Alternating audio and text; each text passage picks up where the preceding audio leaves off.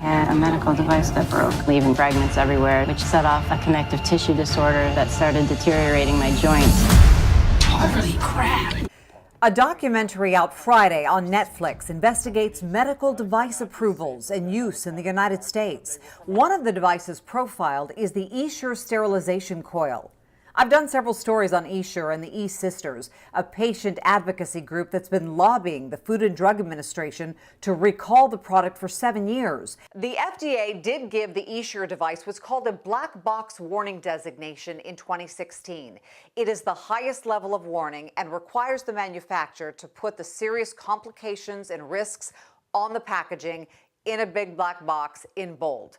Well, after that happened, the sales of Essure went down by about 70%. And last week, Bayer said they were pulling the coils from the market as of December. I reached the founder of Essure Problems, Angie Fermalino, by phone this week. I think there was a few things that led up to it, you know, the premiere of the documentary at Tribeca and then all the screenings and then the Netflix release on Friday, I'm sure had a lot to do with it. And then we rallied, you know, right in front of Bayer's headquarters in New Jersey, and then we wrote a big long letter to Gottlieb at the FDA. So, I mean, there was a couple of contributing factors. The film focuses on the medical device industry as a whole, not just Essure, and promises to educate the public and doctors about how devices are approved, manufactured, and marketed. Devices are being implanted, you know, every day. Thousands of devices are being implanted into people that have not been tested. Where Congress is failing, where these industries are failing.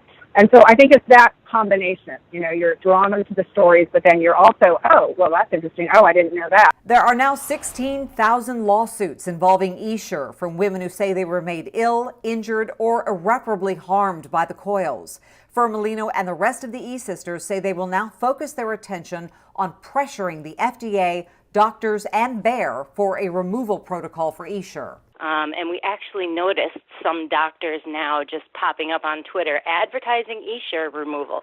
So I'm sure there's going to be a slew of bad removals going on just because doctors are going to jump on this, like, you know, money bandwagon. This has to come to an end. I'm Christina Mendonca reporting.